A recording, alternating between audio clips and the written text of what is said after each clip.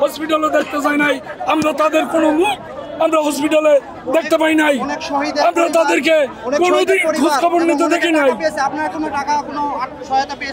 আমরা শুধুমাত্র ওই যে জুলাই ফাউন্ডেশন থেকে 1,700,000 টাকা পেয়েছি।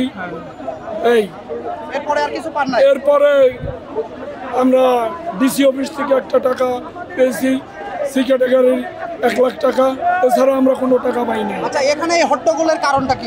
এখানে হট্টগোলের কারণ আমাদেরকে আসতে বলা হয়েছে, আমাদের সিনিয়র বিন্দু আমাদের মাঝে কিছু মেসেজ দেওয়া হয়েছে, আমরা আসছি, কিন্তু আমাদের কাউকে কথা বলার সুযোগ দেয় নাই।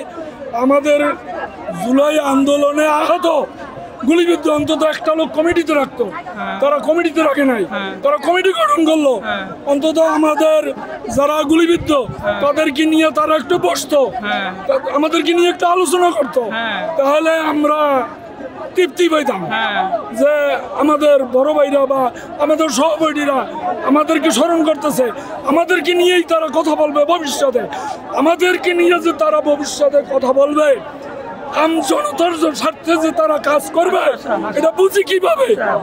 এরা জুলাই আন্দোলনে আমাদের কি ভুলে গেছে, ভবিষ্যতে যে ভুলবে না, এটার প্রমাণ কি? প্রশ্ন করেন যে এখন আপনি পাবেন কি, যেহেতু আপনি বিরোধে, এখন পাবেন কি? পাবেন কি এখন? মানে এখন কি পাবেন? আপনি তো বললেন যে তারা আমাদেরকে কমিটিতে নেয় নাই, ঠিক আছে, ওকে, আমি সমর্থন করি, তাহলে আপনারা তাহলে এখন কি পাবেন? আমাদের দেখছেন কিছুদিন আগে শাহবাগে আমাদের 3 দিন গণ আন্দোলন ছিল জুলাই আহতদের।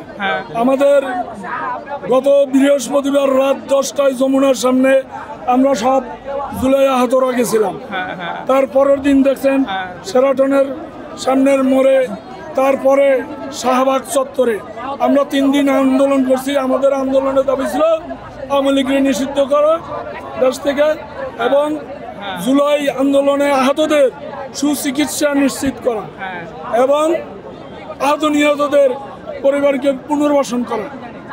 তো আমরা সেই আন্দোলনের 2টার কিছু ইঙ্গিত পাইছি, কিন্তু আমাদের পুনর্বাসনের এখনো কোনো ইঙ্গিত পাই না। প্লাস আমাদের সুচিকিৎসার জন্য কোনো কাজ করা হচ্ছে না। এই যত নেতাকর্মী এখন দাঁড়িয়েছে, কই আমাদের কেউ খোঁজ খবর নিতে যায় না।